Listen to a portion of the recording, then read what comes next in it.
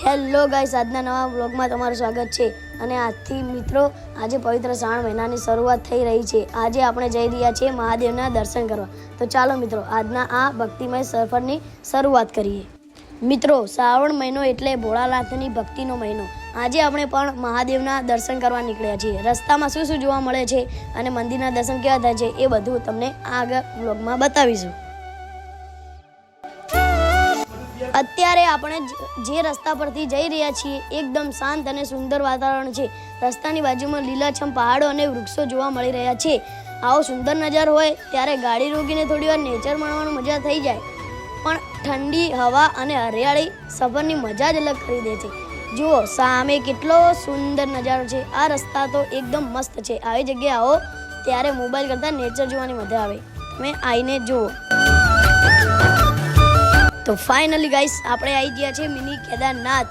આ રેસ જોઈ લો, મસ્ત સીડીઓ છે અને લીલાછમ વૃક્ષો છે અને અમે શોર્ટકટ પકડી લીધો તરત જ અને અમે સૌથી પહેલાં પહોંચી જઈશું। આ પાછળ દેખો પાંચુ, મારા પપ્પા, શંભુ બધા આવે જ છે અને આ ઓફરોડિંગ થાય છે। જોઈ લો, એક નંબર।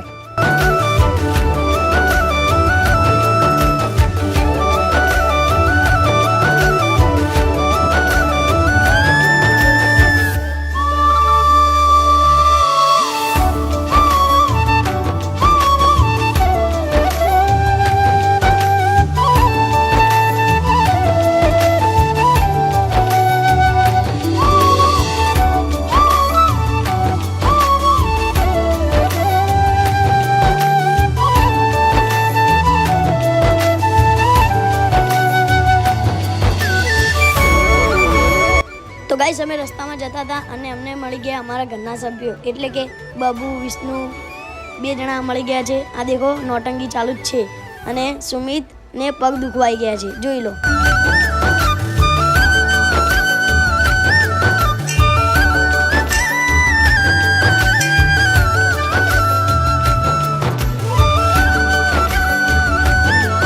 તો મિત્રો આપણને મંદિર દેખાવા લાગ્યું છે ફાઇનલી, અને આપણે મંદિરની તરફ આવી ગયા છીએ અને જોઈ લો કેટલાક ભાઈઓ આવી રહ્યા છે ઉપરથી નાહીને અને પૂજા કરીને।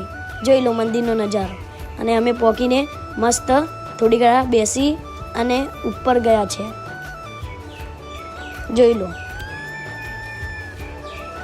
આ છે મંદિરનો નજારો। અંદર વિડીયો બનાવી દેતા નહીં પણ બનાવી દીધો। આ જોઈ લો। તો હવે પૂજા કરીને નીકળી ગયા છીએ। તમને અમારો વ્લોગ પસંદ આવ્યો તો લાઈક, ફોલો, સબસ્ક્રાઈબ, શેર અને કોમેન્ટ કરવાનું ભૂલતા નહીં। હવે મળીશું નવા વ્લોગમાં। હર હર મહાદેવ।